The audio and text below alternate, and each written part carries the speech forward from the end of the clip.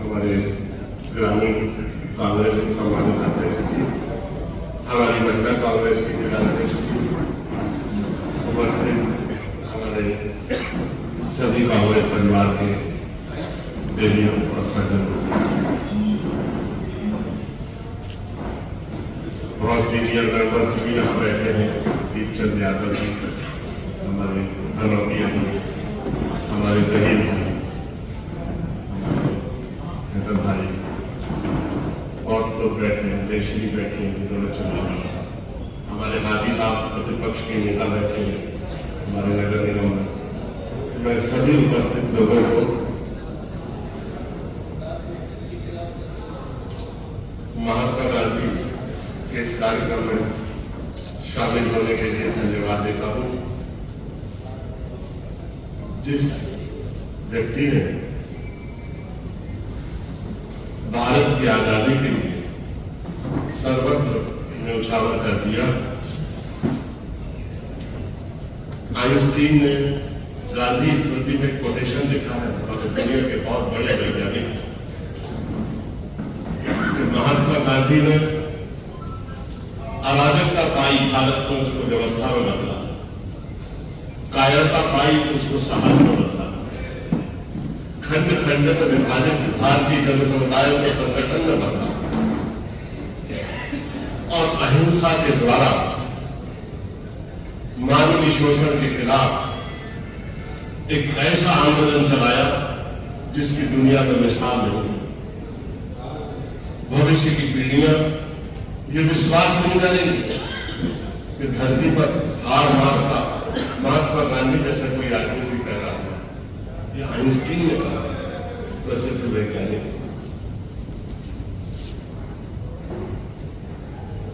भारत की आजादी की लड़ाई, रंगभेद नीति के खिलाफ दक्षिण अफ्रीका में महात्मा गांधी के द्वारा चलाया गया आंदोलन एक बहुत गहरे विचार को जन्म देता है पूरी मनुष्य जाति में। सत्य, प्रेम और अहिंसा पर आधारित महात्मा गांधी का जीवन दर्शन। बहुत नए लोग आज आधुनिक युग में कहने लगते हैं कि महात्मा गांधी अप्रासंगिक हो गया, अब लंगोट पहनने की जरूरत नहीं। चर्चिल ने भी महात्मा गांधी की हंसी उड़ाई। ये कैसी कॉमेडियन जैसी ड्रेस पहनकर आप यहां आ गए? तो महात्मा गांधी ने चर्चिल से कहा था, हम जिस देश में रहते हैं उस देश में जो कपड़ा बनता है अगर हर इस आदमी के हिस्से में बांट दिया जाए तो एक आदमी के हिस्से में इतना ही बैठेगा जितना मैं पहले हूं। उपनिवेशवाद, साम्राज्य विस्तारवाद और मनुष्य जाति की ऐसी स्वच्छंदता जो दूसरे मनुष्य को गुलाम बनाने पर जोर देती है, हम उसके खिलाफ हैं।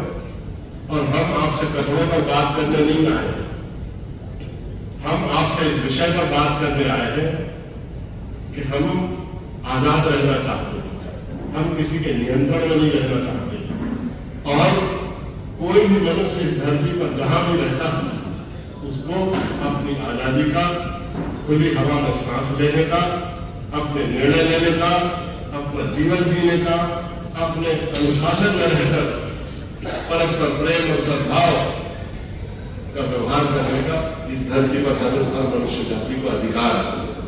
हम उस अधिकार की बात करने आए और जब पूरी बात खत्म हुई तो चर्चिल तार तार हो गया कि ऐसा विश्वव्यापी वैचारिक व्यक्ति जिसकी दृष्टि में पूरी वसुधा, पूरी मनुष्य जाति एक कुटुंब है, एक परिवार है, ऐसा ग्लोबल विजन जिस व्यक्ति का हो वो व्यक्ति कोई साधारण नहीं है, और इसलिए भारत की विशाल जनता इस आदमी के पीछे पीछे ऐसे दौड़ती है जैसे गाय के पीछे बछड़े दौड़ते हैं।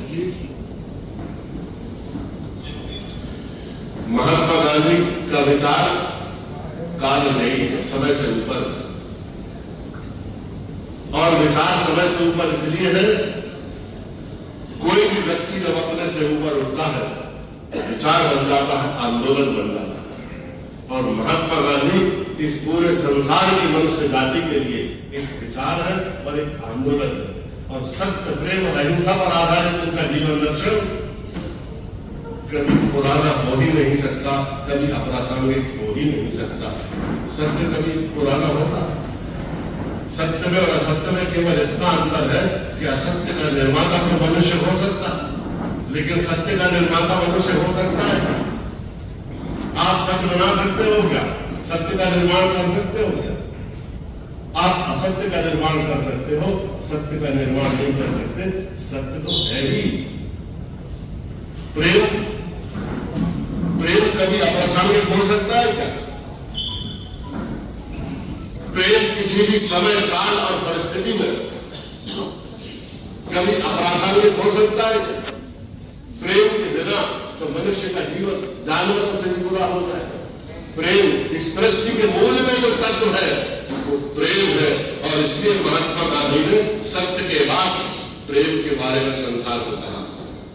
और अहिंसा, मुझे याद है मैंने इतिहास पढ़ा कि चोरा चोरी की घटना में 2 पुलिस वालों की हत्या हो गई।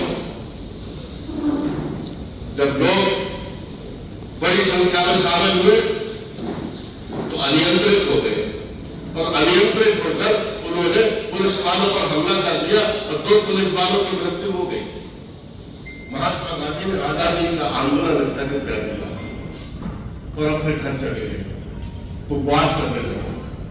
पंडित जवाहरलाल नेहरू के नेतृत्व में पूरे देश के नेता जो आजादी की लड़ाई लड़ रहे थे, महात्मा गांधी की कुटिया में पहुंचे और उनसे प्रार्थना की कि भगवान